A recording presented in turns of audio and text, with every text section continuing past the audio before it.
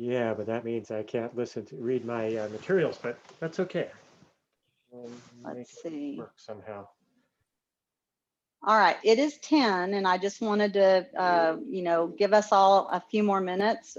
We for sure don't have quorum yet, but we, as y'all know, we have our panelist link versus the other link, and so I just want to make sure that we give people time. So we'll wait just a few moments to get started.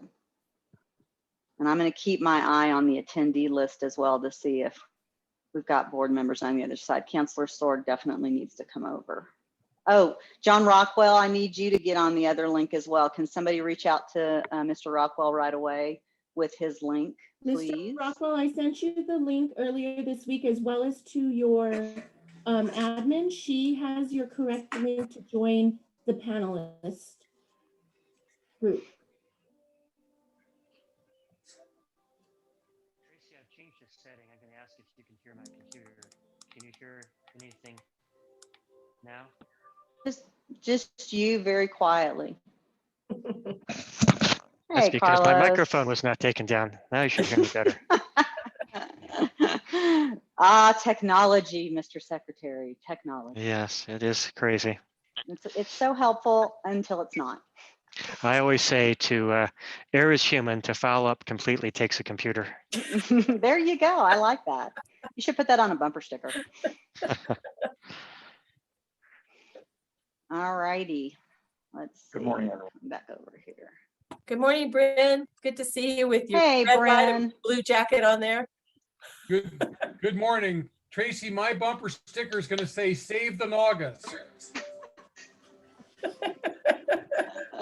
You got a Barca Lounger somewhere in that. Yeah, I'm not going to allow any more Naugas to get killed to make couches. There you go. There you go. Good morning, Nan. Good to see Good morning. How are you today? Hey, everybody. Good, DJ. Good Hey. to have you. Hey, is John online? I sent him an email really quick about the website answers just now. That's why John Casado? Yeah, yes. John is online. Okay. So John, if you'll look at that email, you asked for website suggestions. Oh, Dan, good morning. Nice to see you, sir. Okay, DJ, we can touch base later. DJ? Yeah, okay. All right. I'm going to take one more glance through the attendee list to make sure we've got all of our board members on the panelist side. John, do you want to give us an update on quorum when you have a moment, please? I don't see anyone else at this time on the attendee side. Yeah, I only see, did we move Mr. Rockwell or he's coming in? And I sent him another email. Okay, and Counselor Sorg, right? And I sent Yes. him an email as well. Okay. I know this Yeah, is. I don't see John anymore, but I do see Gil, Counselor Sorg. I do still see him as an attendee. So if somebody can get him over to the panelist, that would be ideal. Madam Chair, I will have to step out for a few minutes between 10:30 and 11, but I will come back All right. in. I don't think that should impact the quorum, but if it does, I will be back very briefly. Okay, great. Great. Thank you. Well, I think if we count Counselor Sorg and Mr. Rockwell as attending at this moment, even though they're on the wrong side, that can help us. Oh, Marisol Diaz is here. Thank you. That'll help us to quantify whether we have quorum. So John, how are we fixed on quorum at this time? It's 4 minutes after.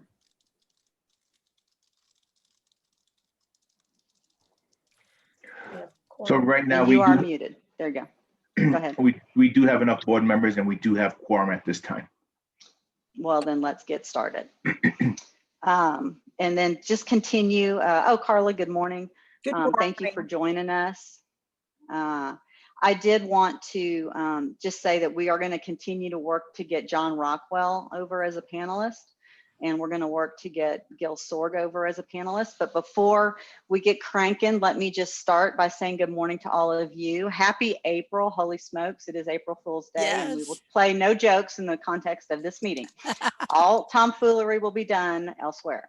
But I did want to remind us as a matter of our Open Meetings Act, and as we continue to operate in the Zoom space, I'm really hoping we get to meet in person sooner rather than later. But until then, I just want to remind everybody, don't use the chat, please, because that is not accessible to the general public. We will do a roll call of who is attending and capture that. And then we will also, if you speak during the context of the meeting, please make sure you state your name first. So I just want to remind all of us of that. If anything happens with the feed during the meeting, we will pause the meeting until things resume. So I just wanted to make sure that we're all squared away on, some of the general good rules of Open Meetings Act in the pandemic. John, would you like to please do the roll call at this time?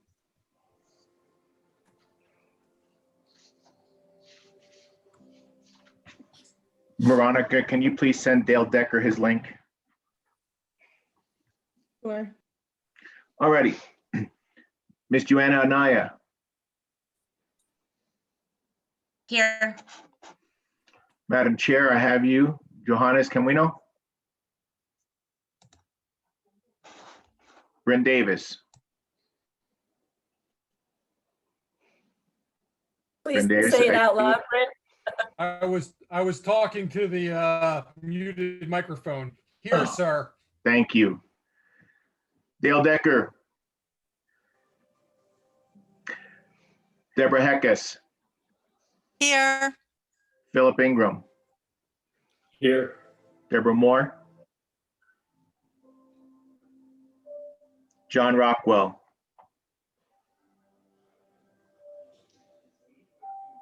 I know that he's trying. He's Yeah. not on the attendee side at this time. Carlos Romero. Here. Nancy Sauer. Here. Matt the Cynic. Vince Alvarado.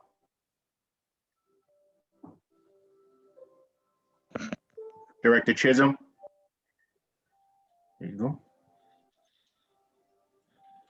Deputy Secretary Clark.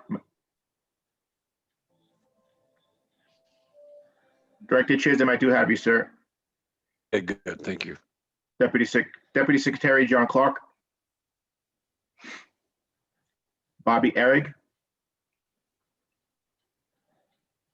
Carla Kugler.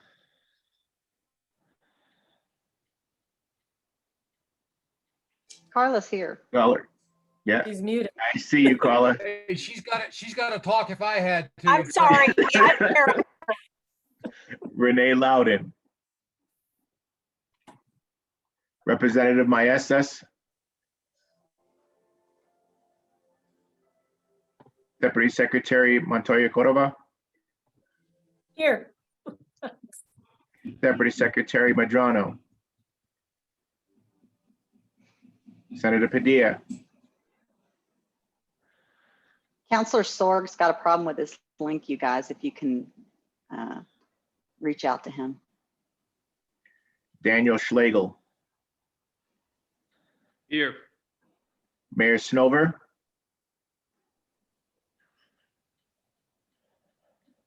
Councilor Sorg, we're still working on, correct?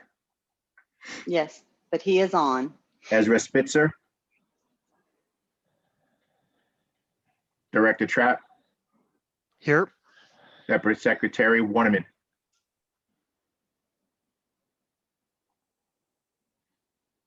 Okay, Madam Chair, we do have quorum at this time. Okay, great. Well, thank you for that. I did want to just remind us that, in the interest of being efficient in our meeting with our time, our agenda, we will take a motion to approve any changes to the agenda. Do any board members have changes they would like to make to the agenda? By the way, Mathis Shinnick, I just see, has popped on as attending, as has Representative Maestas. Nice to have you, sir. Thank you. Does anyone have changes to the agenda at this time? All right then, and I see that Dale Decker has joined us. I'm just making sure that we know who's in the house. We're still working on John Rockwell, and we're still working on Councilor Sorg. All right, well then let us move on to the approval of the minutes. May I have a motion to approve the minutes from our last meeting on February 4th, please? Madam Chair, so moved. Thank you, Bryn. Second, I will second. is that Carla or Nan? Either I way. think it was both. All right, I leave that to John to determine. All right, all in favor of approving the minutes from our February 4th meeting, please say aye by roll call vote. John?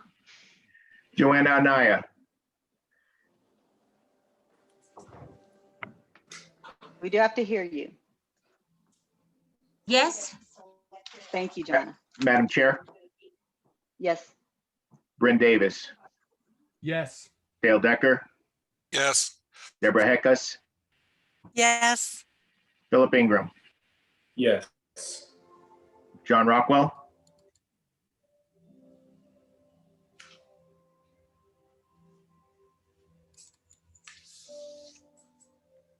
Could somebody call John on his phone? Thank you, guys. Carlos Romero, Yes. Nancy Sauer, Yes. Matt Cynic, Yes. Director Chisholm, Yes. Carla Kugler, Yes. Representative Maestas, Yes. Deputy Secretary Montoya Cordova, Yes. Daniel Schlegel, Yes. Councilor Sorg. We're still working with him also. And Director Trapp. Yes.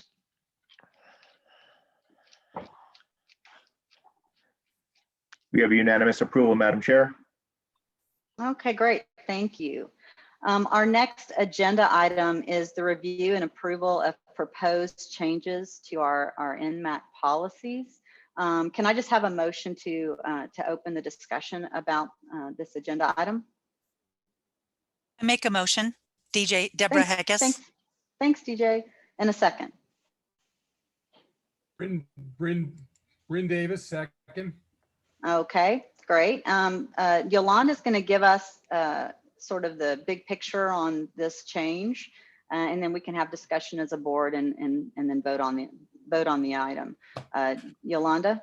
Yes, so Madam Chair and members of the board, what we're doing today, or what's before you, is tightening up, if you will, around some of the definitions that we had in our administrative policy surrounding the chief elected officials and some of our work around designation. So we had a review with our federal program officer, and this aligns with the work that we're currently doing with the chief elected officials. Now, if you will recall, one of the guidance pieces that we received from the board was that we needed to strengthen the engagement with our chief elected officials. And in going back to that and also obtaining technical assistance from our federal office staff, as well as a technical assistance provider. So we qualified for a technical assistance grant, and we've been working with a company called Mayor. And we kicked off our chief elected official orientation handbook and some of the pieces that we're doing there. So essentially what we're doing is we went back and we needed to define our chief elected official much more tightly. We didn't have it very tight. It was very nebulous. And so it was leaving room for lots of interpretation and a lot of confusion. And so what we're doing here is that we're saying that the CEOs shall consist of one county commissioner from each county located in the area. And in this case, where there's a local area includes more than one unit of general local government, the points of contact shall only be the recognized CEOs for each county located in that area. So essentially what that does is that if you're in a local area that has 10 counties, you will have at a minimum 10 CEOs, which will be a county commissioner from each one of those counties. So there will at a minimum be a county representative for every single county in a local area. This does not mean that the mayors and city managers cannot participate. It just means it's one county, one vote, so that there's consistency around that and there's fairness. So if a local area is governed by 10 counties, there's a 10 county vote. And so a quorum will also be designated around those number of counties. So this just adds some clarity for that. And what you're seeing is that we've just gone in and we've defined it. We actually highlighted the sections where we were cleaning that up and making it stronger. This work comports with what's happening nationally in terms of how that governance section was set up with the chief elected officials. And it really does help us give a lot more tightness around that. And the other reason for this is because the financial liability also rests at that county level for the funds that are received or that are distributed to each of the local areas. So that financial liability and that shared liability also needs to be shared amongst those counties. And we believe that if we have 33 counties, we'll have 33 county commissioners that will be identified, that will be the lead to help us work on that, support that, but also help us govern, if you will, at that local level around that financial liability and understanding their roles and responsibility and helping us to move the workforce system, support the workforce system in appointing local board members and also supporting approving budgets and approving local plans. So what you'll see through the document is that we defined that. There was just some minor language changes. We did put in a CLEO, a chief lead elected official, and that's if you're in a 10 county area, as an example, they will have to elect or decide amongst themselves at least one lead official who will be the point of contact for that local board. So it gives them that opportunity to know who's going to be the point of contact and can speak on behalf of those other elected officials, but those elected officials still have to meet and know what's happening, and they do that work together. So let's see. It also helps us to define and clearly and be very clear on consultation that we do with the chief elected officials, how we do that and when it's done. And so in one of the sections in section B, state requirements, we talk about the chief elected officials and affected local workforce development boards shall be provided opportunity for consultation throughout the designation process, and the consultations shall include. And we included that to just make it very clear that those are the pieces that we're going to do once we get into a situation where we're actually designating. And we'll talk about that later on today, because the recommendation that we're doing today is not necessarily a designation, it's just a recommendation. There's still a lot of work that needs to go behind that so that we can get to the point where we do the actual consultation and we get the input so that we get that feedback and we finalize that decision. But we clarified that so that we could be real explicit in terms of what consultation looks like and what public comment looks like. And that's pretty much the gist of the change to this policy. And since the state board is the policy entity, or you're responsible for helping us to set these policies to make sure that it's clear, I now stand for questions. And this is what we'd like to propose.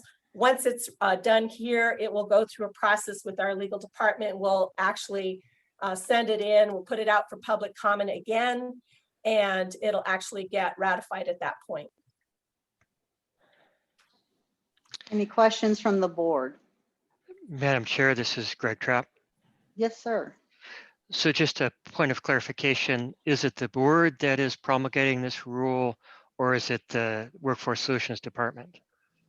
Well, the workforce department actually promulgates the rule, but the state board is a policy making entity. They support us and actually give input and guidance to the policy, sir. So then my next question, Yolanda, will we need to then come back as a board and discuss the comments that were made during the rulemaking process and vote on those comments and a proposal to adopt the proposed rule? I believe we can, absolutely, because we will go through the process where we have to announce it. And then we actually have public comment, and then it could come back if there are specific changes or if there's anything that's really significant to that. Yes, absolutely. Okay, is there a date when this needs to take effect? No, because we will be, well, we'd like to get it in effect as soon as possible. So with the board's approval today, we can move forward with the process to put it out for public comment. We can start the process moving. So our goal is to get it done as soon as we can. And so I would, by the next meeting, the next board meeting, we should be able to come review the public comments. I could let you know the update at that point and say, there was comments, there's no significant change or whatever, and then we could adopt it. Okay, thank you. Any other questions or comments? Yes, Madam Chair, I did see Representative Maestas had his hand raised, but I no longer see him on the screen. Representative Maestas, you still around?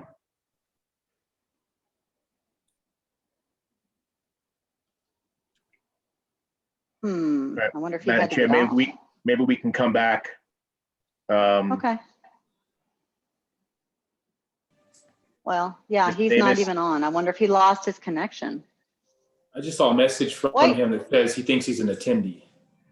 Well, he's on the other side. Yeah. Yeah, he's on the other side. I don't know how that happened. He was on the right side. Now he's not. Oh, you guys, this Zoom world, can't we just be in person? Can't we all just get along?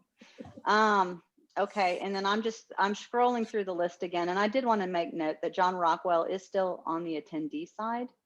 And I don't think I saw Gil Sorg. So I think we may have Madam gotten. Chair, I see Gil Sorg.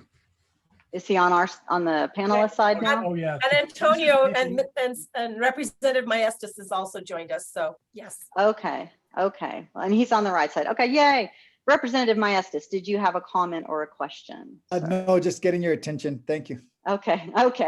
Madam Chair, Yes. I don't know how to raise my hand. Yolanda, Feel free, Bren. I had two questions or a comment, a question. One is, when we have the CLEO or whatever, is there a mechanism for them to have someone else being on their behalf? You know what I'm saying? You might have one, but then someone else is stepping in. Do we have to have anything in there to identify, I'll call it someone operating as a designated person? Yes, and Christina Tenorio is on here. So one of the things that we've done, Bren, is we just kicked off some training with the chief elected officials. So we're cleaning up all of this piece with our chief elected officials. We've got a handbook. And so as we get them all together, we're going to start helping them through that governance structure, identifying themselves. And then as they work with their areas, really coming together to figure out how they're going to govern themselves as a set of chief elected officials. Our goal is to have 33 county commissioners that are identified, that are tied to the workforce system. And then again, at that local level, when they're responsible for the governance of a local area, there's going to be some decision-making that they need to make together. One, they have to decide who their chief lead elected official is going to be. They're going to have to figure out what their quorum is going to look like. They're going to have to make decisions about who else can participate in their governance. So if they're going to include their mayors and their city managers, they can, but they're going to have to talk about that. Our discussion, and as we've been moving with the feds and with our technical assistance provider, is that the intention was one county, one vote, right? So that county should be represented. The way that it's been happening so far is that you could have a long list of city managers, mayors, and so on and so forth, but it could have all been skewed to a certain number of areas and not necessarily representative of the entire workforce area that was being, or that is represented as part of the area that they're managing.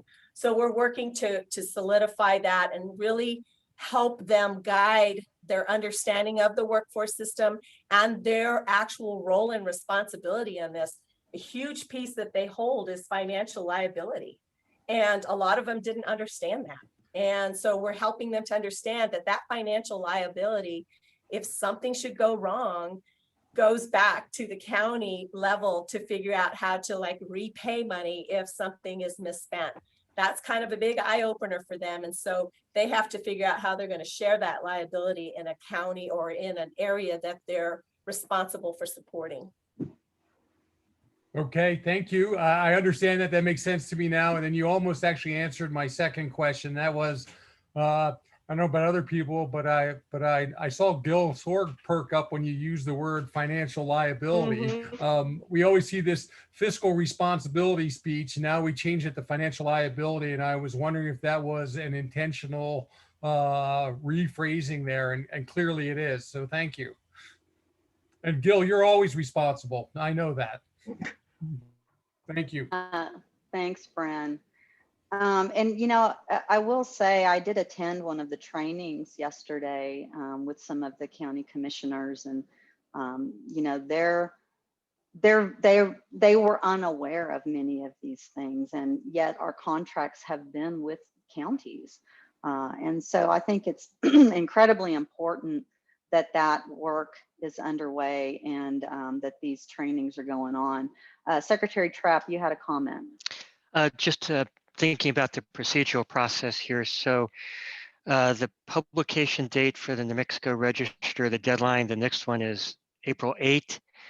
That gets published in the Register on April 20.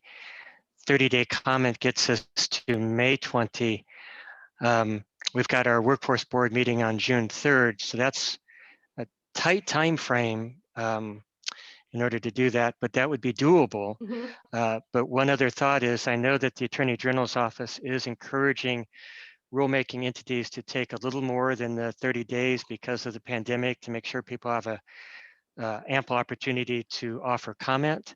So we could, instead of doing 30 days, do a 45-day rulemaking process, and then consider this not at the June meeting, but at the August meeting, if there's no urgency. So I just put that out there for thought and consideration. Thank you, Mr. Secretary. Yolanda, your thoughts? We were definitely going to shoot for that published date. You know, we were moving on the tight schedule with April coming up. That's our preference to move on that. We had intentions of going for the 30-day. I think it's the pleasure of the board at this point in terms of what you'd like for us to do. Is there any other comment on this? Question? Well, that said, perhaps should we make a motion then to approve this policy? Like, should we make an amendment to where we're saying within the 30 days, or, you know, should we be more clear in order to give you the direction that you need, Yolanda? That would be helpful. Okay. Would someone like to make a motion, since we have no more discussion on this issue? Would someone like to make a motion to approve this NMAC policy change with that addition? Deborah Heckes, I'd like to make a motion to approve the changes with the addition of the timeline discussed. 30 days? Yes. 30 days, okay. Do I have a second? This is Philip Ingram. I'll second. Thanks, Philip. All right, by roll call vote. John Casado. Make sure you're not on mute. Joanna Anaya. Approve. Madam Chair, Yes. Bren Davis, Yes. Dale Decker, Yes. Deborah Heckes, Yes. Philip Ingram, Yes. John Rockwell, Yes. Carlos Romero, Yes. Nancy Sauer, Yes. Mathis Sinnick, Yes. Director Chisholm, Yes. Carla Kugler, Yes. Representative Maestas, Yes. Deputy Secretary Montoya Cordova. Yes. Daniel Schlegel, Yes. Councilor Sorg, Yes. Director Trapp, Yes. Madam Chair, unanimous approval. Great, thank you. Mr. Secretary Trapp, do you you have your hand up still? Are you still wanting? No, I'll have to go in and pull that Okay, down, but just no. checking, just checking. All right. So I'm assuming we have a unanimous vote. And so I want to thank whoever got Deputy Secretary Ricky Cerna on the panelist side so that he could be a part of our next agenda item, which is an update on the statewide longitudinal data system. You know, I know you guys who have been longer term board members know that this has been in a conversation that's been ongoing in the state. I think we have pursued money and not always, not been able to get it at the federal level. And this is just so critical for us to tie the whole picture together from education, to workforce. And that's, now it's PK, K-12, college and university to career. And without this data system, there's holes, there's a lack of understanding. And I think it really prevents us from building sequential talent pipelines that are aligned to our industry. So I'm very grateful for Deputy Secretary Cerna, who you may know is like the rover of the state because he goes out to whoever's team needs him at any one moment. So Deputy Secretary, may I turn the agenda over to you for the time being? Sure. Thank you, Madam Chair. Can you all hear me okay? Thumbs up. Yes, you're good. Okay, good.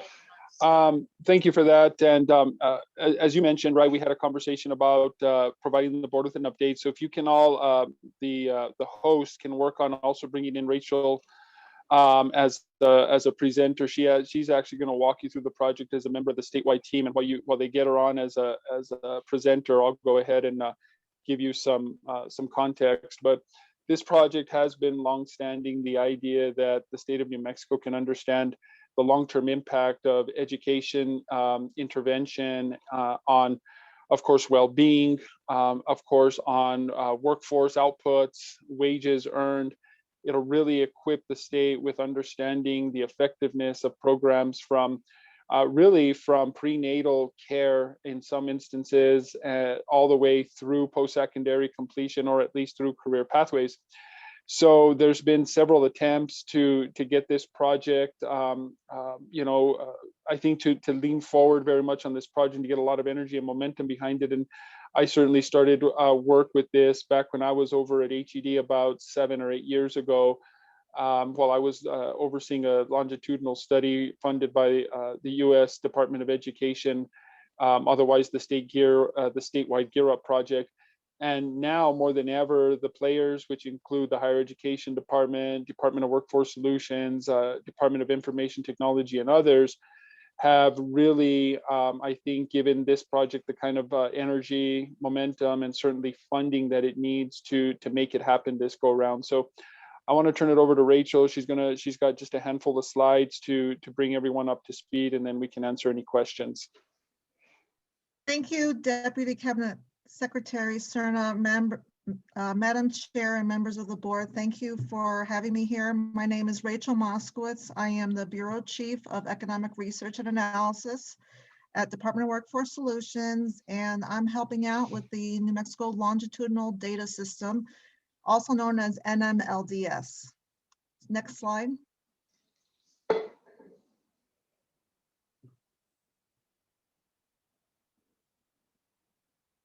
Okay, so the NMLDS is a collaboration among 4 New Mexico state agencies, including the Higher Ed Department, which is the lead agency, the Public Education Department, Early Childhood Education and Care Department, and the Department of Workforce Solutions.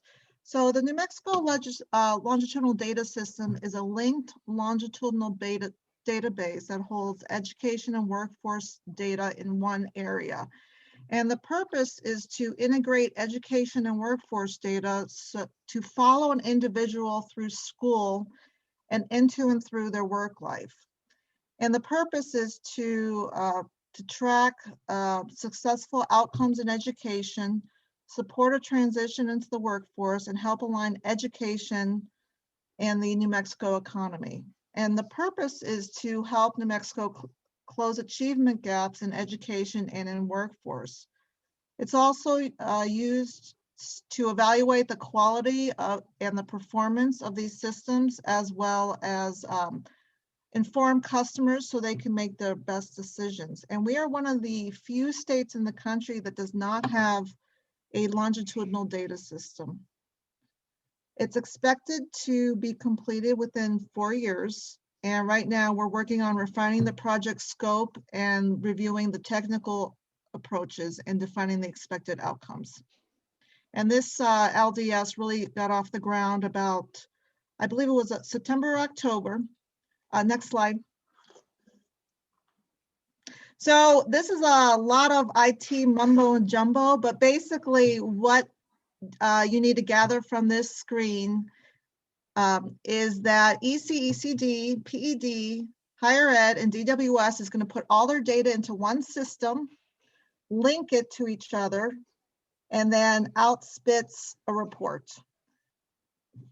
What does ODS stand for, please, if you don't mind? I don't know. I'm sorry. That's okay.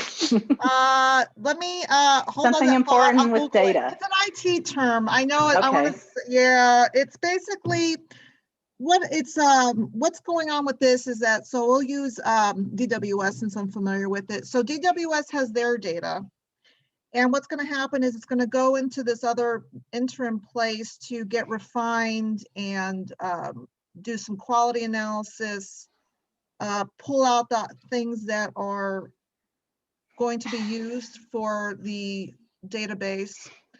And then, oh, thank you. Oh, we got a couple of things. Oh. One person said on-demand software and the other person said operational data storage. I think it's, I think it has to do with data, data storage. but- Okay. Okay, operational data storage. Okay, I love it when I present to people that are smarter than me. Thank you all. Appreciate it. Thumbs up. Keep up the good work. All right, so then what's going to happen is going into this ODS system, and then once it gets into this database, we have the data linked, and then we're going to give it a unique ID. So obviously we aren't going to give out social security numbers, but people will have a master unique, each individual will have a master unique ID. Okay, wait, I'm sorry. Number one, we have a Sure. question. Do you want to make the whole presentation and then have board members ask questions? Oh, it doesn't matter. I'm fine with interruption. In fact, I'm used to it. So yeah, okay. Dale, I see Dale Decker has his hand up. Dale? You're on mute. This isn't so much a question, but a shout out to Bryn Davis. For those of us who have been on the board for any number of years, Bryn Davis was the ultimate champion, advocate, and pain in the you know what for most of the people at DWS relative to aggregating data to inform decisions, break down silos, and do this. So I just wanted to give a shout out to Bryn, because this is years and years and years worth the effort, and clearly the work done by DWS is fantastic to pull these groups together, because I think it'll have a huge benefit for our state and its citizens moving forward. So sorry about that. Not a question, just a statement. No worries. I just wanted to make sure we were getting your questions answered. And I have, I'm sorry? Big congratulations to Brian. Yes, thanks, John.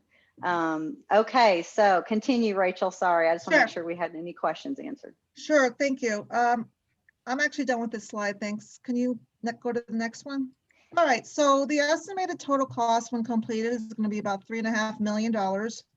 We've received $475,000 already from the New Mexico legislature. That was $274,000 back in 2020. And this most recent session was $201,000. ECECD also donated or gave $500,000. So that's about almost $1 million. We are currently gathering requirements from public education and ECECD. We're applying for the 2021 WDQI grant. WDQI means Workforce Data Quality Initiative. It's expected to be about $1 million up to 2.5 million, and it's to help the workforce side establish a longitudinal data system, which will then integrate into the statewide New Mexico longitudinal data system. The committee is also meeting with potential data platform vendors to decide what the best IT solution is. And that's all I have. I have a couple of questions, but I'll hold mine for a moment. Are there any questions for Ricky and Rachel from the board? Counselor Sword. Yes, thank you, Madam Chair. Can someone give me an example how this might work? If it can be simply stated. I can, Madam Chair. Sure. Thank you, Ricky. Sure. Some of this is happening now, right? The idea that we want to understand the impact of programs or benefits across the state. So for example, some of these systems occur, and just to clarify, one of the biggest challenges in achieving this type of longitudinal review of New Mexicans is the unique identifier issue, right? So within the K-12 system, for example, students are tracked using a star ID, so they're not identified with a social security number or any other personal identifiable number. They're tracked with the STARS ID, and the public school system does a really good job of being able to attach that number to the student and even monitor when they might move from one district to another. So that's useful. Then they enter into the post-secondary realm, and the institutions will attach a different identifier to them, right? For example, a banner ID. And then things get a little bit more tricky because we want to track that student when they move, for example, from a 2-year institution to a 4-year institution, and their banner ID doesn't follow them. So we have to figure out the impact that a 2-year institution might have on 4-year completion rates. So it gets more tricky. Then when they get into the workforce, we obviously track them at DWS using their social. And so you see within that time from high school graduate to post-secondary matriculation and transfer to workforce, it gets a little tricky to figure out where they went, what programs or institutions touched them, and how we can somehow track their success to any of those programs or supports they received along the way. So right now, for example, HED is doing something across the spectrum where they're able to tell us, okay, let's take a look at every single student in the K-12 system who took a dual credit course, right? Then those students, we can track their, because at a single time, they have a star ID and a post-secondary identifier, right? Because they're in high school, but they're also duly enrolled in a post-secondary institution. So we've had that overlap that then allows for us to track the rate at which they matriculate to college, the rate at which those students need developmental coursework, and so that we can make some assumptions about the impact that dual credit while in K-12 has on post-secondary preparation. So we have some of these data agreements in place between the institutions you saw on Rachel's slide that help us start to make some assumptions about what one program does in terms of preparation and outcomes and earnings. But this will give us a more robust way of doing that seamlessly and over a longer period of time over multiple institutions. So I hope that provides clarity. Oh, that's very good. Thank you so much, Ricky. Thank you, Madam Chair. No, thank you. And that answered one of my questions. Nan. Thanks. Two things. First of all, I think this is extremely important and will be very valuable to the state.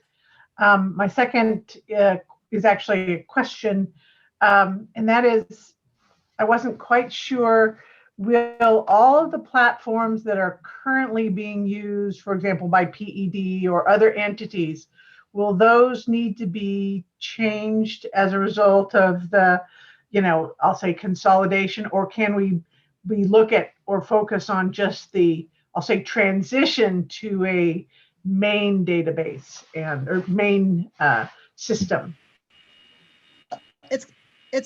Thank you for your question, Madam Chair and members of the board. It's the latter. So we're not internally making any changes. That's why it's going into that interim interim container. ODS. We don't have to do that, yeah. So Madam Chair, let me take a shot at that because and I am so thrilled to see this happen. I can't think how many administrations I've been through and negotiating the legal agreements between departments and everything else.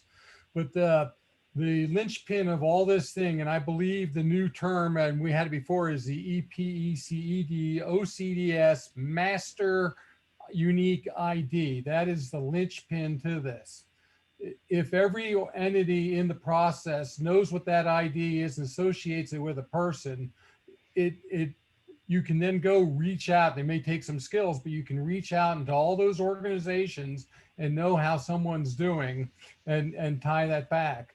The question that was posited, and Dale, I think I posited this question in 2011, was I wanted to know how many third graders who didn't get through the read to lead learn kind of thing. I wanted to know if they were taxpayers or if they were collecting benefits in the system. I wanted to know if they had taken remedial classes in college or whatever. And what we advocated, a guy named Mike Archibald, is we should be able to track everybody and get real data rather than look at a snapshot. And so this has been a long process, and I applaud all you for getting there, but that OCDS unique ID is the linchpin of this process, and the ability to ensure that the security and privacy rules associated with all that through the whole system is the other piece of that. And I think those things are solidly in place now. So this is great progress. Thank you. Any other thing, Nan? Okay, great. Thank you. Mathis. Yeah, thank you, Madam Chair. There's a question for Rachel on that budget, the $3.5 million. I don't have the history, but I'm glad to see a number of people have been working on this and fighting for this for so long. But $3.5 million, given the state that we're in right now, seems to be a low number for what would be necessary. And I'm curious, I'm not trying to challenge it. I'm just curious as to how you came to that number and what timeline that is, because if it's taken since, I don't know, probably before 2011 to get to where we are now, it seems like there is a longer timeline for this to be completed. Is that $3.5 million really enough to get us to the end? Can we help by accelerating some aspects of that so we're not spending money over time? We're actually spending money to get things done. Just a couple of, I guess, educational questions, and if necessary, I can take this offline, Madam Chair. Thanks, Mathis. You may be right. I'm not sure where that number came from. It did come from higher ed, and that was their estimate. I think that's a good point. Mathis, are you concerned it's significantly more? No, it's, I've been through these things, integrating a number of databases and several companies I've been involved in, and getting that unique identifier number, and it's very comforting to hear how far we are in getting that. But then pulling the databases together, in this particular case, you have 4 entities. DWA is probably well ahead of everybody else, but getting the others to get there, time is money. And without a timeline to that $3.5 million, it's a little difficult to understand, is that reasonable or not? And, we've all been in those cases where we've estimated, and for all great intentions, we work to get it done, but it takes longer, another million's necessary, or another 500,000. I hate to see something like this become one of those talking points that, well, you told me it was this amount, but now it's actually costing twice that amount. And if there's a way for us to drill down into that and help, Rachel and the others with maybe just fighting for additional funding now versus waiting to get 274,000 and the 201,000 and then 500,000, that might make a difference in the execution of this. Have you all put it out? Oh, sorry. I was going to say, I can provide a timeline. I can provide that to the board. To the board afterward. And Yes. Have y'all put it out to bid yet or not yet? No, not yet. Okay, all right. Bryn, I do see you, but John Rockwell was ahead of you. If you don't mind, I'm gonna go to John. I'm sure Bryn has more insight than I have. I want to kind of follow with Mathis. It's really exciting to see this up and running, and that you're on it, Rachel. I'm glad to see that. Along with Mathis, on the other hand, this sure looks like the sort of thing that in government could get totally lost and go on for centuries. And it'd be interesting to figure out how we could put a real strict timeline on it, or some kind of a parameter where we make sure it doesn't get lost. Because I mean, we can study this kind of thing for the rest of our lives for sure, but we'd like a result. And maybe among us, we can think about what could we do. Maybe Bren's got the right answer. Bryn? Well, Madam Chair, and all, I think great things are happening here. Mathis, I understand what's going on. There were some numbers, and really the PED, HED matching things were a big issue. Where I would be more concerned than the $3.5 million of trying to get, I'll call this central bucket to collect IDs, is there's going to have to be, and I'm going to say support, pressure, whatever term you want to do, on people like HED, on people like PED, to say, you need to spend the internal resources to participate in the matching process. If we have unique IDs and we can span the organizations, you're still going to have to tongue in cheek electronically call them up and say, I want to know about this list of people, and they're going to have to answer the phone. If they don't do that, then your money will be spent for naught, because tying the data together still requires the various parties to participate. And that will cost money on their side. Thank you. Madam Chair and members of the board, I very much agree with that. The longitudinal databases that have been established in other states actually have a team of people who facilitate requests, provide the data, and support the systems. I don't know if that was included in the estimate, and I'll provide that information to you as well. Thank you. Thank you for that. And Bryn, Dale, I see your hand up. Well, thank you, Madam Chair. I'm not used to all that protocol stuff, but anyway. Don't worry. Okay. I think we all know where the direction has to come from. It has to come from the governor.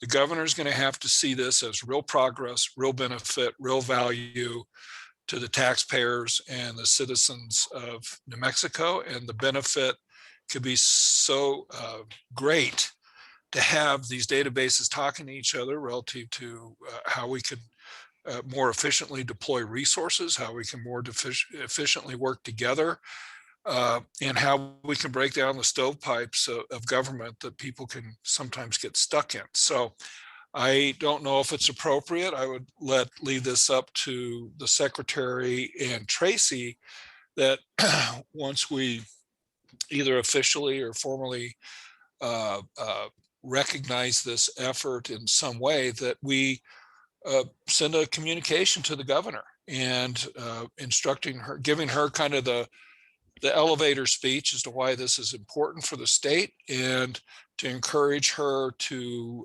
communicate that to the secretary, cabinet secretaries, to get on board with this, and that she's going to make it a priority and ask for them to report to her relative to progress and relative to how this is getting done, which then can be communicated back to the various boards that oversee these different departments. Thanks. That's a good recommendation, Dale. Ricky may have something to say about that. Ricky, I see your hand up.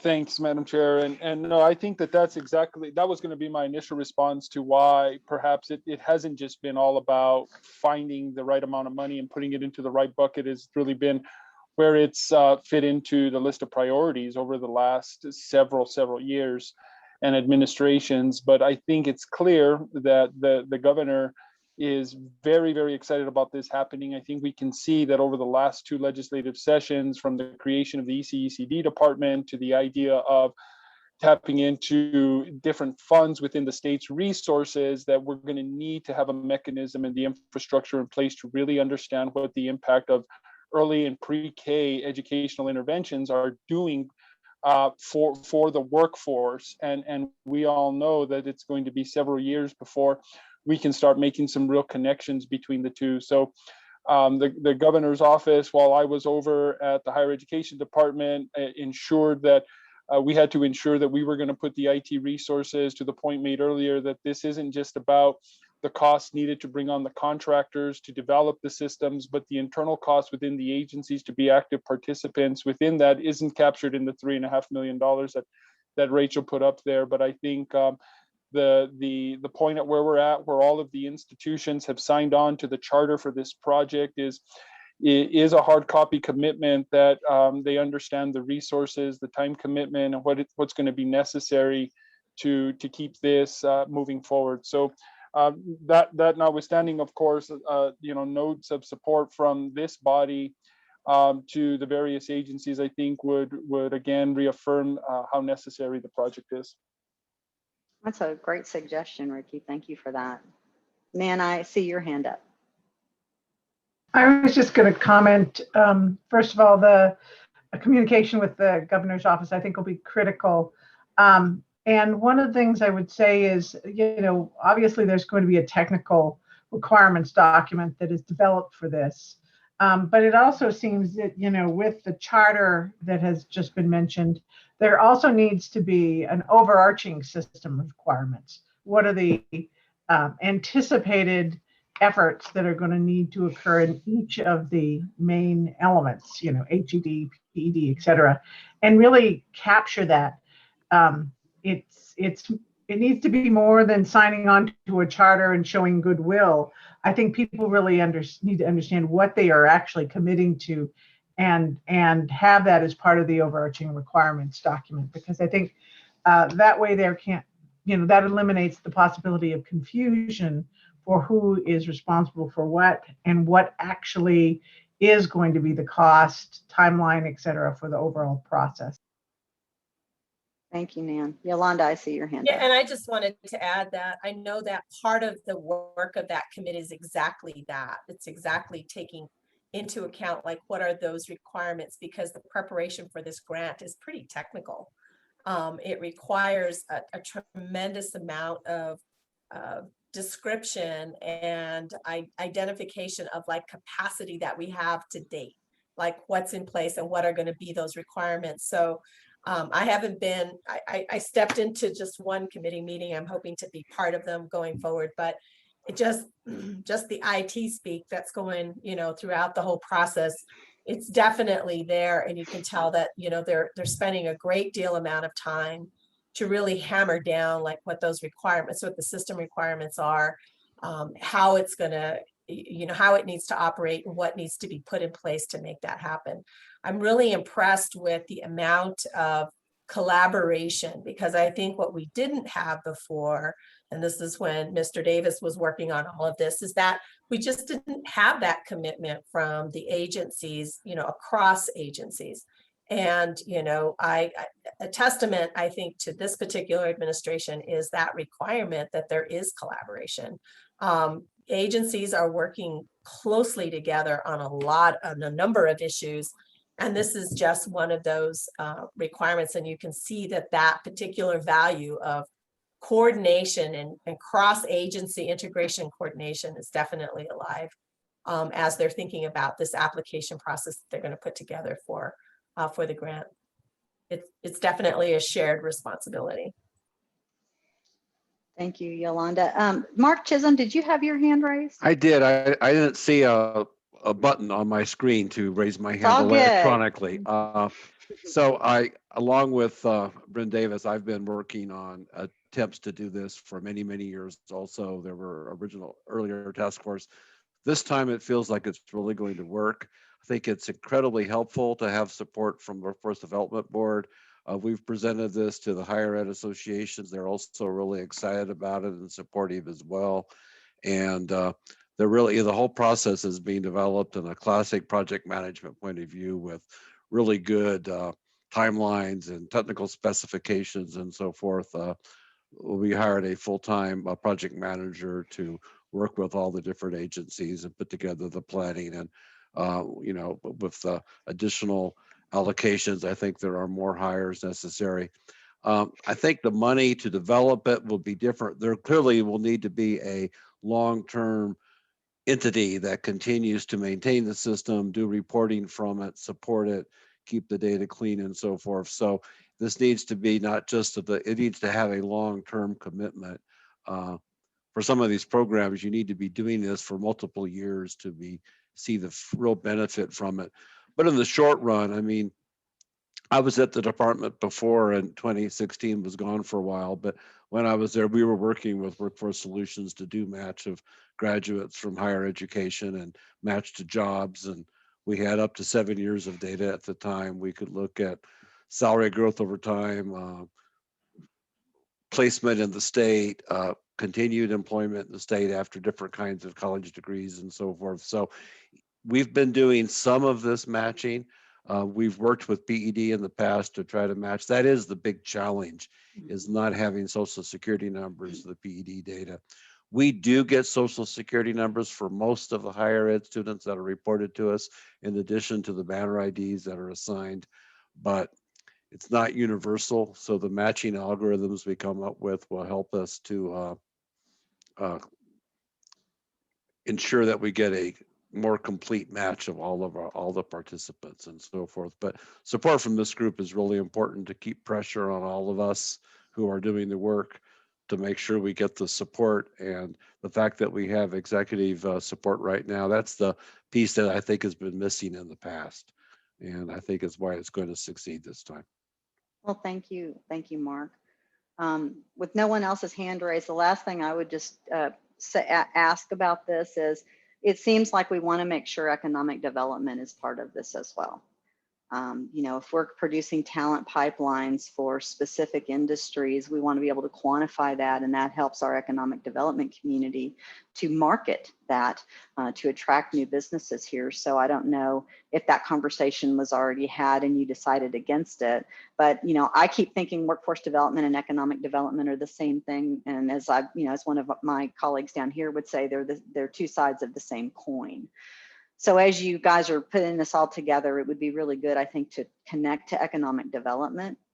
So I would just make that comment. And then I am a member of a cohort from across the country with the U.S. Chamber of Commerce. And they really highlight the work that Kentucky has done. It's KY Stats. I think it's kystats.ky.gov. I think it's something like that. They've created this wonderful data portal that really connects the dots between all of this. And so, you know, if you're kind of keeping an eye on what Kentucky's doing, that's nationally recognized as a really good model. So I would just lay that, you know, before you guys as something to take a look at. So, you know, so it sounds like there's a lot of really smart people on this board, not that I didn't already know that. And so if there's value to us as a board, you know, sending a letter of support for this effort, we can work on that between now and the next meeting and have the board sort of officially approve such a letter recommendation, you know, based upon the fact that we had some really excellent input from the members of this board that had been in this conversation for a really long time.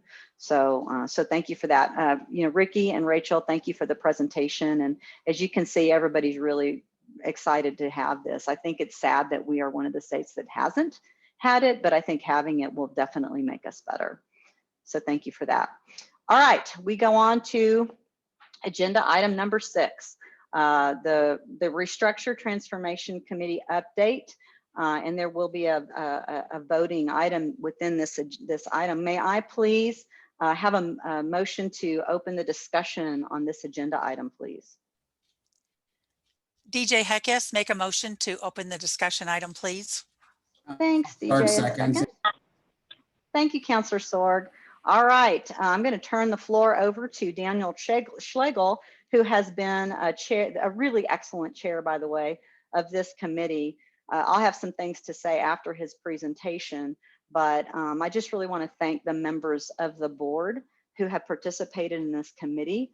I want to thank the members of the DWS staff who have staffed us as we have worked on this together really hard over the last year. Though this process began back in 2018 with really looking at where we were at. And as you all remember, Secretary McCamley commissioned us as a board to take a deep dive and figure out what could we do to achieve better outcomes in our system. So Daniel, I'm gonna lay the floor at your feet and go for it.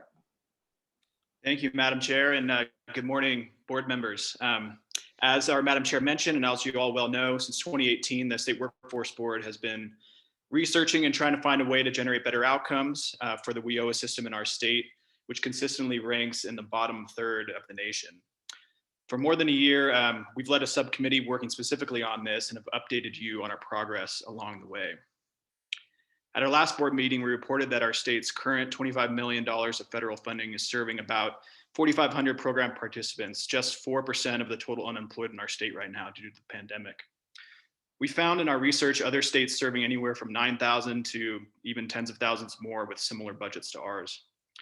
We have an opportunity here now to embark on a restart of our workforce system.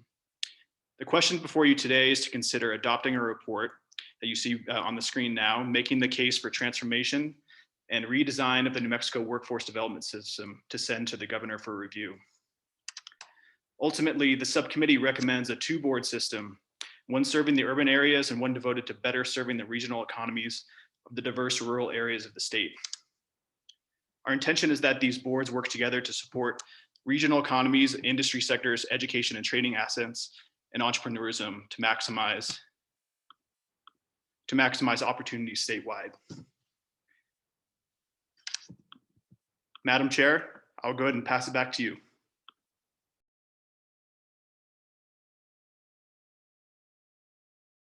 You're on mute, Tracy. I hate that. Okay. I was going to get a t-shirt. You're on mute.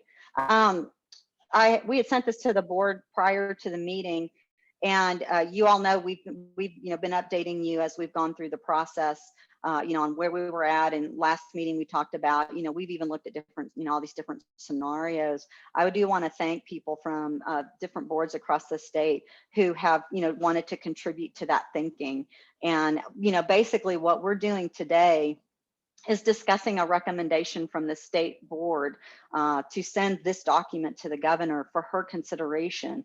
And then, should we approve it and should she approve it, then we begin this process in partnership with our CEOs across the state to make a shift in the way that we are governing the system.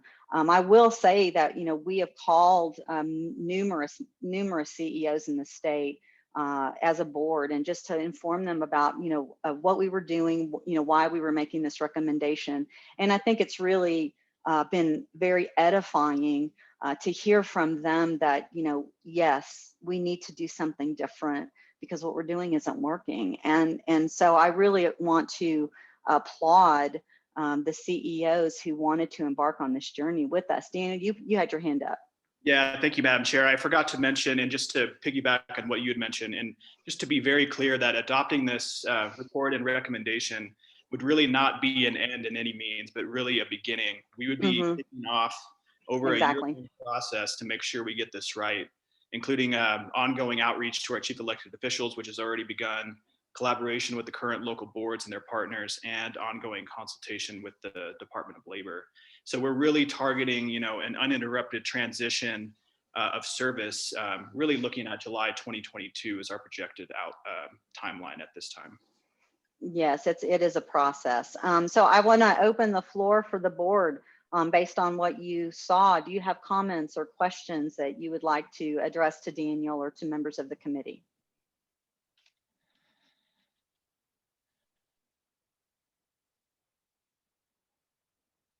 Okay, now if you're talking right now and you're on mute. Okay, well, that's very exciting. It looks like oh wait, there's Carla Kugler. Go for it, Carla. So more comments and questions as being part of the subcommittee that has been, working on this for, a year and a half. I wanted to express my appreciation for engaging with the CEOs. I had some very wonderful conversations with them. And the takeaways is, change can be scary, and there was hesitancy about how, what it's going to look like, especially the workings and not losing anything from the local areas, or what taking away from what might be working. And I think, obviously for our subcommittee, we want to expand on what is working well. And I think at the end of the day, the conversations that I had is everyone agreed that what we have been doing for years and years is not working the way that it could or should. So something has to change. So that was, it was nice to be able to at least have those agreements of the conversation of that we needed to do something. Yeah, and I think that our commitment, and you've heard that commitment from Deputy Secretary Montoya Cordova, as we're meeting with the CEOs, it was very clear with those of us who made phone calls to these CEOs that this is a partnership. We're not going off and doing that. We're doing this in partnership with one another. They know what their communities need. They know what their counties need, and how we move forward together should all of these recommendations be approved. It's a partnership. So again, it is, as Danielle said, it's the beginning. It's not the end. But we are proposing 2 workforce regions, and really, I think the unique needs of the urban communities, having a focus with one region, and then having the regional economies of our rural parts of the state able to address and target their resources to support those economies is really powerful. And I want to just remind everyone, when the LFC looked at workforce development in the state post COVID-19, this was actually their recommendation. We hadn't considered that recommendation at first, and we looked at it after we saw them recommend that, and it actually turned out to be the one we chose. So it was nice to see an independent body that was not talking to us really at all, come to that conclusion on their own. So that was really it was really very affirming that we sort of all see it very similarly right now. Mathis, do you have a question or a comment? Thank you, Madam Chair. Sorry for the delay. Had to get the no worries arrow up to the unmute section. So just a question, metro rural, and I've noticed that we've highlighted counties where we've got Las Cruces and Albuquerque and all. Are we limited to having to say a metro area and have it be the county, or could a metro area be a metropolitan area? Because within Bernalillo County, you're going to have rural. Just a clarification, if you would. Correct. Thanks. Well, and I live in Doña Ana County, which has Las Cruces sitting in the middle, and then we have a very rural southern part and a very rural northern part. The idea that we have had as we have been having these discussions, because these agreements are made at the county level, that's kind of how you have to go with county. But basically what we're going to be doing is really supporting the collaboration, because, for example, even if you're using a few counties, 3 county or 4 county area, there's certainly commuter traffic from other areas, right? There's, if I speak to my Las Cruces area, our friends over in Otero have Holloman, and there's some, back and forth. So our desire is to build a system that doesn't silo anyway, and is mindful about these opportunities for collaboration on regional economic priorities. So like I said, remember, this is the first, but there's a process. And what we want to do during that process is to work through those items, those issues, because at the end of the day, this is not about any of us. This is about the job seeker and the business of the state of New Mexico, and how do we help them more and better. If we are putting those people at the forefront of all of our thinking, I believe we will land in a very good place as a state. And boy, do we need it. 107,000 people are receiving unemployment benefits right now. Yeah. We need this system to get on steroids. So yes, absolutely. Great, Any thanks. other comments from the board? Yes. Okay, Dale. Just real quickly, this is going to be a recommendation made to the governor. Is that correct? That is correct. This document would go to the governor as our recommendation for 2 regions, 2 workforce regions. Okay. And I guess my question would be, and again, it's just, I think you partially answered it, Tracy, in your response to Mathis, but if you look at kind of our workforce catchment area, Valencia County and Los Lunas is building tons of housing. And most of that housing is being built for people who are commuting into Bernalillo and even into Sandoval County for jobs. Mhm. So, you know, how do we how does this board provide input into this great piece of work that's already been done, maybe to even further refine this and suggestions? Well, that is the process, right? That's the process to come. We'll be consulting not just with the state board, we have the CEOs. We'll have the boards as they exist. We'll have the public. We'll have a period of time where people will weigh in. And what I love about that idea is it's gathering the collective wisdom of New Mexico, right? To look at this system and really to bring the best suggestions to the table, so that at the end of the day, when we're on the other side, that all of that, really good wisdom and on the ground intelligence has been woven into what it looks like. Yes, Councillor Sorg. Okay, I'll start out by saying that I'm not 100% familiar with this change. I see the big changes that the urban area will be the counties of Santa Fe, Bernalillo, Doña Ana, and Sandoval. I am a little concerned that those three counties in the north are separated so far from Doña Ana County that we won't have collaboration. I don't want Doña Ana County to be forgotten in those three big counties up north. How can you be sure that we will be treated equally with everyone else in this urban district, urban area? In the short answer, Counselor, it's because of the composition of the CEO and the local workforce boards having representation from each of the areas. And I obviously live in Doña Ana County, and I don't want that to happen either. So that's why the CEO voice is so critical to speak to their economies. But the other thing is there's formulaic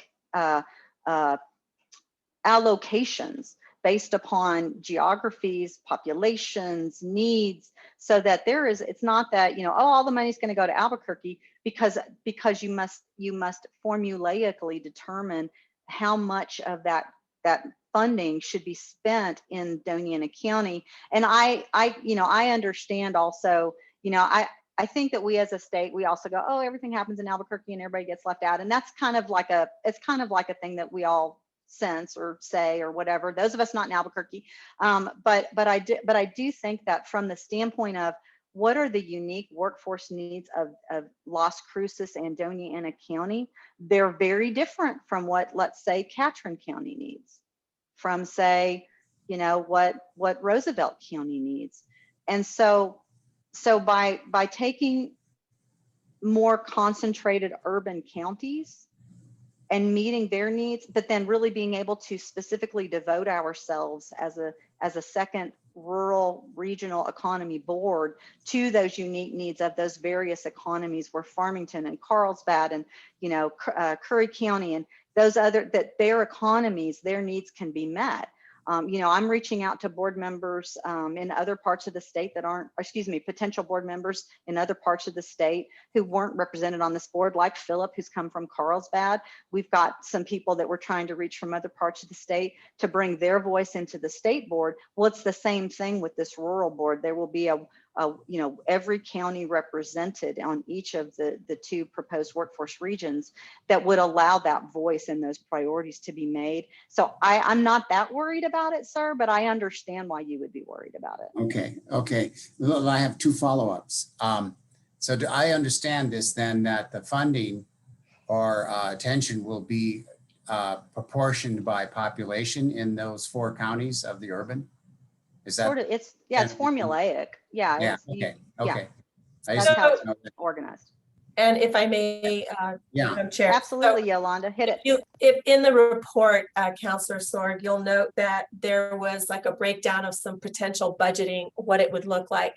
One of the areas that we also thought about is that, and this is where Chairwoman Brian is talking about, sort of if we bring in the urban settings together, that we could create that center of excellence on workforce development for similar types of counties, right? Because an urban workforce development protocol looks very different from a rural workforce development. And so it gives them that opportunity. But what we're also hoping that will happen is that there will be cross-regional work. It has to happen still. It still has to happen. It's not just about operating in your own little area by yourself, but it's really, how is that urban area going to also support rural workforce development? What's that partnership across to the rural, and vice versa the other way? What's the rural workforce development's cross coordination with the urban settings, because we know that it impacts them as well. So just because there's 2 workforce regions doesn't mean that it's done in a silo. It still has to be done, you know, in coordination with the counties that it's serving, much to like what Board Member Decker was talking about in terms of, you know, that Valencia County, Sandoval County having that impact. So it does require that work that goes cross-regional, and under WIOA, there's a lot of conversation about cross-regional work and how they coordinate that. And really, quite frankly, right now we have very little of that happening. So it is an opportunity to expand that as well. Madam Chair. And it can take place in the context of sector strategies. I'm sorry. Hang on real quick, Dan. Sorry, real quick. And Nan, you had your hand up? Well, I had a second follow-up. Oh, so sorry, Counselor. I'm sorry. Well, then I'm looking at our previous resolution that we just passed today with the CEOs. Would that mean the rural areas would rural counties, all of them, have a CEO on one board for all the rural counties? Yes, sir. They would. Yes. Wow. Yes. That's a lot of CEOs. It's 30, well, not really. Remember, we have 33 counties in New Mexico. So, and there are generally county commissions run with, you know, some 3 to 7 members. It depends on the size of the county commission.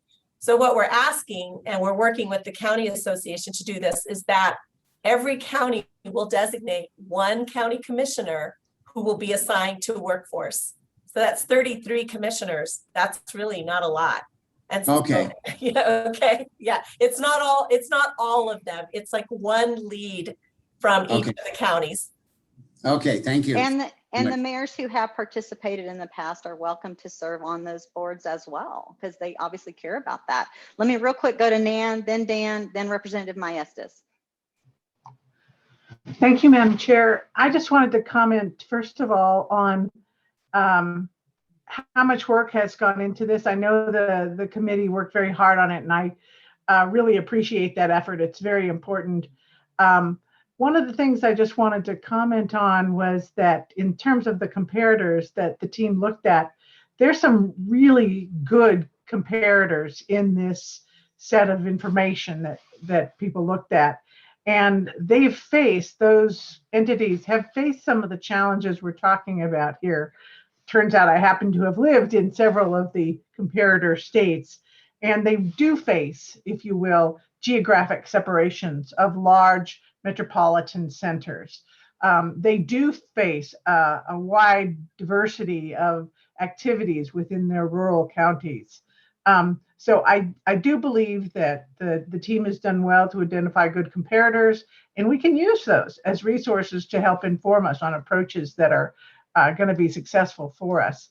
And so the other thing I just wanted to say is thank you, because if this passes, first this board and then also the state, the work has just begun. And I appreciate all the effort that people have put into this.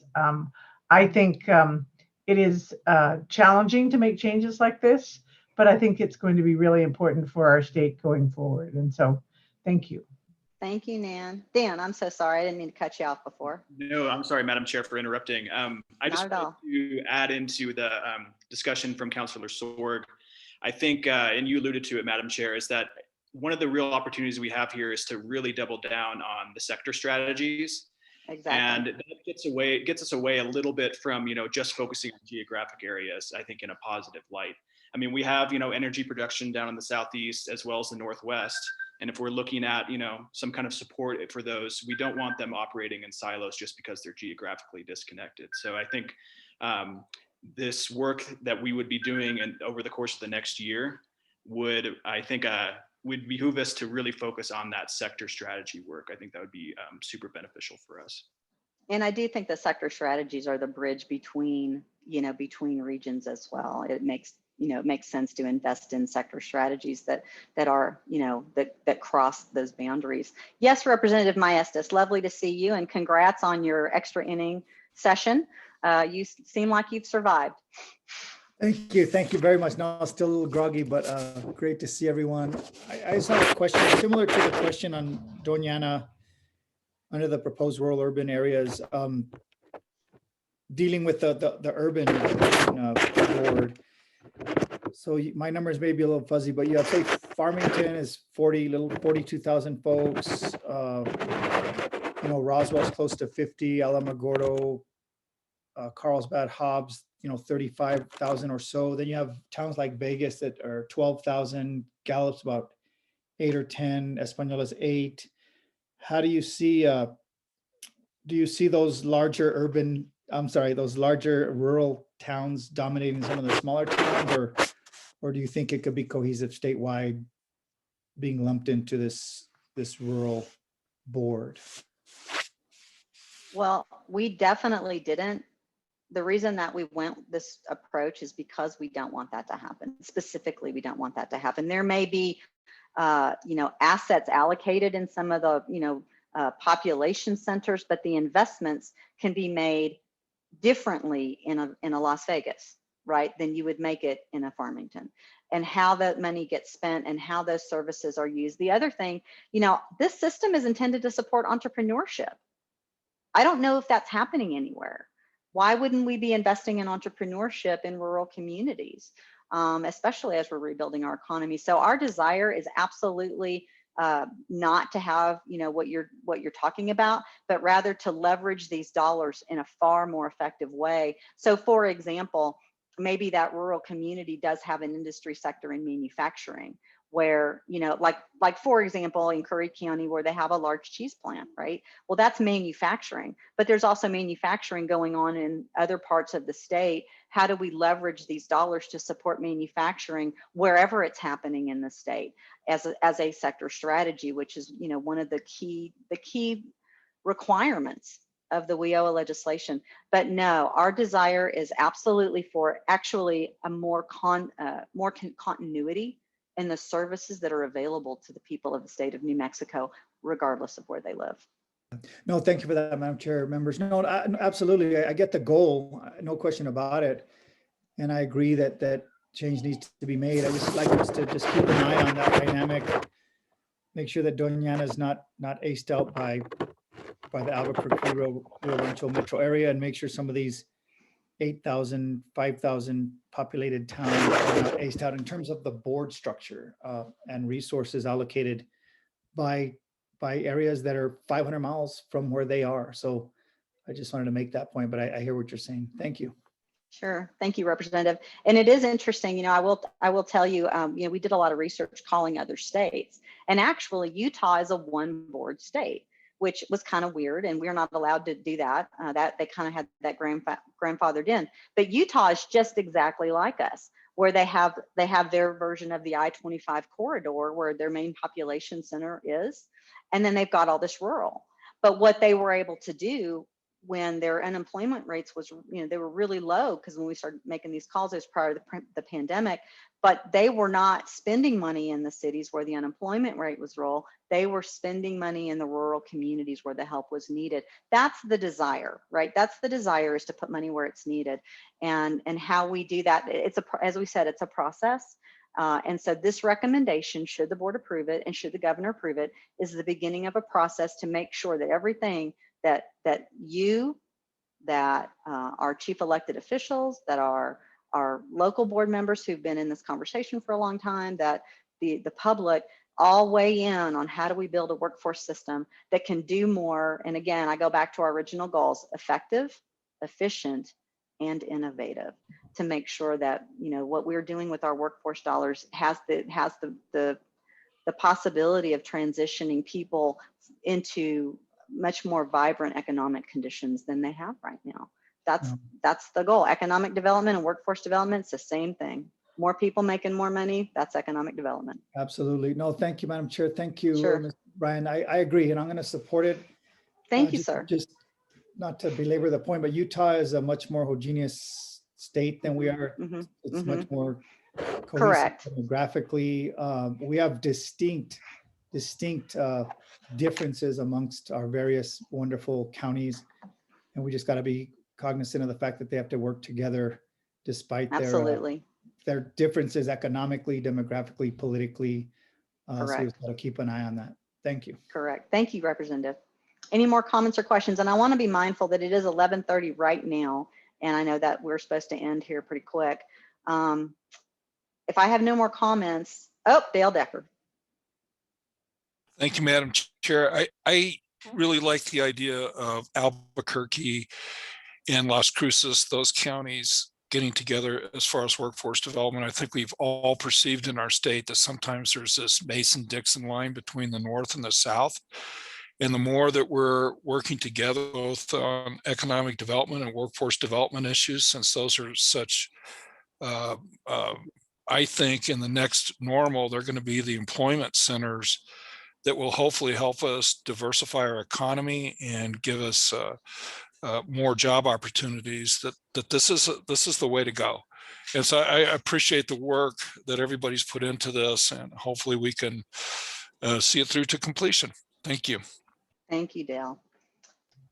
All right, I will ask for a motion to approve the recommendation for acceptance of, this recommendation and sending it to the governor. Is there someone who would make that motion? I so move. Thank you, John. And a second. I second Seconded. it. Okay. Mathis, I'm gonna let you be the second. All right, by roll call vote. John, would you mind please taking the vote? Joanna Anaya, Yes. Madam Chair, Yes. Bryn Davis, Yes. Dale Decker, Yes. Deborah Heckus, Yes. Philip Ingram, Yes. Deborah Moore, Yes. John Rockwell, Yes. Carlos Romero, Yes. Nancy Sauer, Yes. Mathis Cynic, Yes. Director Chisholm, Yes. Harlan Coogler, Yes. Representative Maestas, Yes. Deputy Secretary Montoya Cordova, Yes.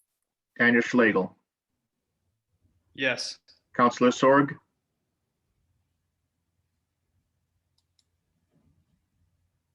You're on mute. Oh, I know I'm on mute. The button. Yeah, I'll vote yes. But I have a question after we're done. Director Trapp, Yes. Madam Chair, we have unanimous approval. Well, thank you. Well done, And I committee. think- Thank you for your work. I think Counselor Sorg had a Yeah. question.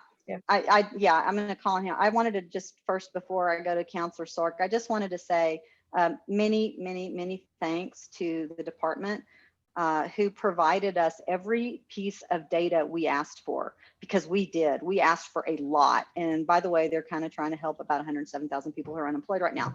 So I wanted to say thank you to the team that were able to really help us understand exactly where we were and literally answer any question that we had. So thanks to all of you. And Daniel, thank you for your chairmanship of this committee. Yes, Councilor Sorg. So quickly, so this dissolves all the local boards then? Not necessarily. We're waiting for the governor's approval. And then it would be a transition. Okay, but after it's done, then there would be no local boards then? Yes, there would be 2 regions that would Yeah. then reformat their Okay. boards. Yes, sir. That's what I thought. Okay. Yes, sir. Thank you, Counselor. All right, we are at public comment, and we had 3 people register for public comment, and we're going to observe the same rules that that pretty much everybody in the state has, where it's a 3-minute public comment. And so I would like to ask Joseph Weathers. He was the first to sign up for public comment, and I don't know how this is all going to happen, but the floor is yours for 3 minutes. And by the way, John is going to be our timekeeper, so he'll let you know like when you have 30 seconds left and stuff like that. So Joseph. Thank you, Madam Chair. There you are. Good, good. Well, I welcome the opportunity to speak to the board today. I will have to say that I'm not in agreement with the recommendation that the board did pass. I'd like to initiate, every political board in the state is proportioned by population. And I'm shocked that you just gave Harding County a population of 500 and Mora County a population of less than 4,000, the same power as the counties of Bernalillo, Donana, and some of the larger counties. That I find that different from any other way it's proportioned by population. But I as the local chairman here in the north have had, you and I, Madam Chair, we did have a conversation initiated by me. I thank you for that conversation, but there's been no collaboration with any of your group with myself as either chairman of the Northern Board or anyone from the Northern Board. So I felt that our voice was left out in this in this issue. So let me stay within my time limit.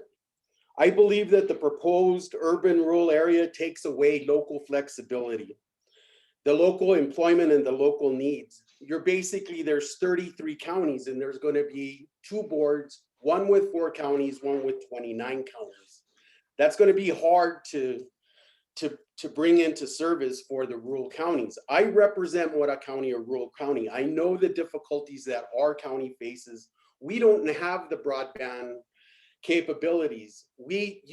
You have to have someone local on that ground that are going into those back canyons everywhere you go. I could list you back canyons all over that. It's hard to get our providers into those areas unless they actually know where they're going to.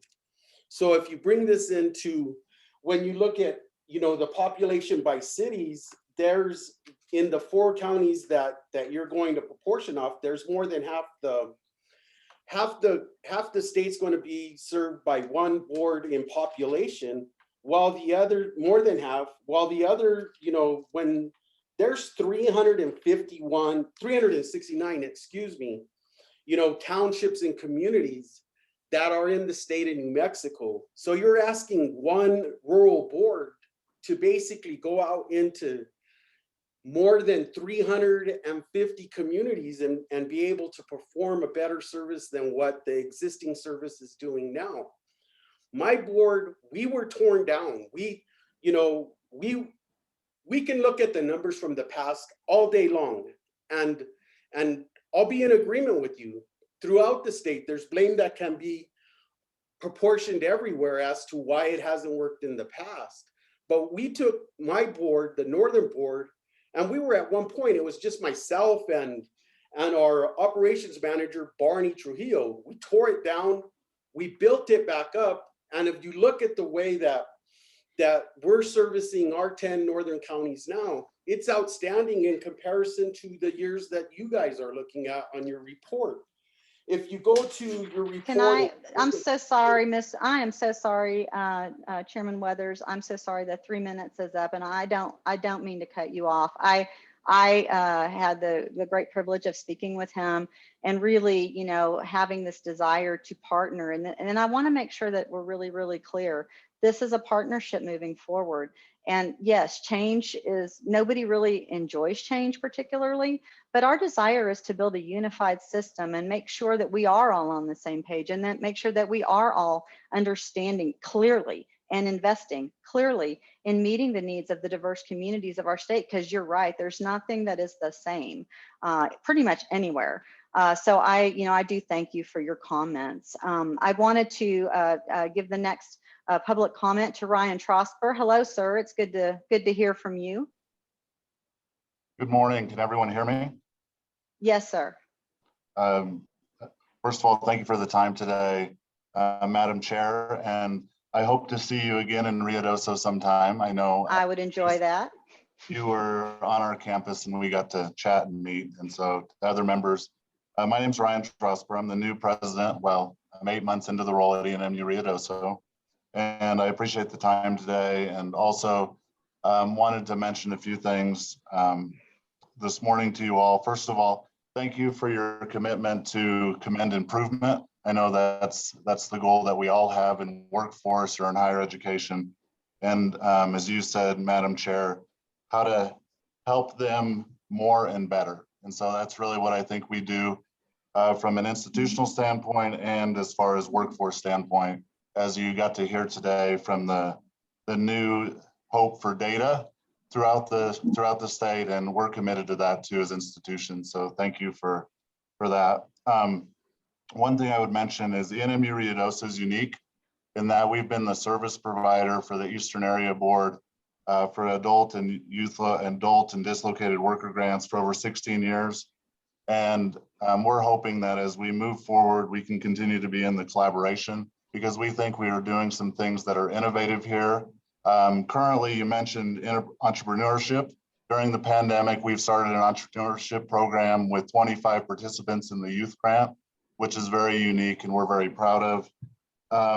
Also, we've built these relationships throughout the Eastern area, and we even have included the Workforce Connections office on our campus. And we're currently finishing up construction that will be brand new Workforce Connections office in partnership with the college. And so by doing this, we really think that there should not only be, CEO connections, but there needs to be institutional and workforce provider connections through what we can do in education. And this one-stop shop and opportunity is something we're very proud of. And we really believe through our work with the Eastern Area Board is a model for New Mexico. And so as we move forward together, we would encourage you to build on that model, have conversations with us about it, of how we can continue to improve not only in higher education, but in workforce connections and as a partner. And we want to continue to change lives through the collaboration of relationships that meet for all communities in the state. And, with that, again, my name's Ryan, and I'm the president here at ENMU Ruidoso, and I appreciate the opportunity to talk today. And just wanted to share with you that success that we feel like we've done in our partnership in the Eastern area over the years, and we hope to continue that in whatever the structure is. So thanks. Thank you, President Trosper. And I absolutely agree that things that are working well, we don't want to see those go away, certainly. So thank you for your comments. And I definitely, as New Mexico, restarts, as the higher ed, campaign had been, the link between community colleges and the workforce system is going to be even more important than ever before. So I just thank you for your work there on your sort of new presidency. I think I was there the day he got named. All right, and so our last public comment is Steve Duran. Steve, you have 3 minutes. Okay, well, thank you, Madam Chair. I'm Steve Duran. I'm the administrator for the Southwestern area. Yesterday, I had requested to provide public comment to speak before the vote on the local area designation item, as well as the regular public comment items on the agenda. I want to first acknowledge the hard work of the Transformation Committee members and all the time that they invested in this process. What I wanted to impart before the vote today was to let you all know that today is a very important day, because it's a pivot point for New Mexico's public workforce system and the recommendation to the governor. But the information that you're basing your decision on is very limited given the matter at hand. The change of this magnitude should include a comprehensive analysis of each proposed model and their potential impacts. As we understand it, at the Transformation Committee level, the process was not inclusive of local workforce representatives, experienced workforce professionals, economic development professionals, stakeholders, or the public at the table. At this point, the information provided to you as a board and to us to examine is not comprehensive. In review of the information provided to you at the previous board meeting in February, the important issues and concerns identified can be improved or resolved through collaborative efforts among the local and state boards under our existing 4-board model. An overhaul to the entire workforce system is excessive of what is needed. This was also supported by the letter from our chief elected officials chair, Mayor Miyagishima, to the state workforce board members. Another important point is that our state and country is now experiencing one of the most adverse economic conditions where large amounts of public dollars are being invested to keep the economy afloat. Now is not the time to change the system. It's workforce boards or its service providers. Now more than ever, they're needed at the forefront of what we're facing in our economy. I just wanted to share these points with you so that you can recognize the need for public and workforce partner input for a comprehensive analysis to be able to make an informed decision on some of the questions that are beyond the surface level.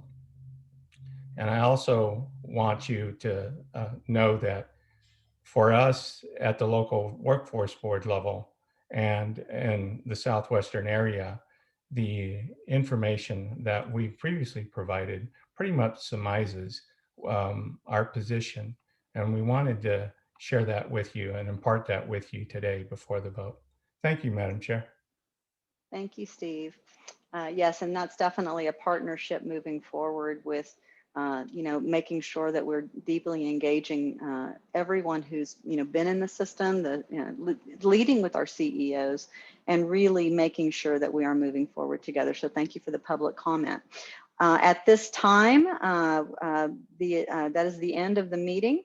And I wanted to just thank everyone for your time today. I thank you for your attention. I thank you just for your contributions. This board, what an honor to be a part of this work with all of you at this exact moment in New Mexico's history.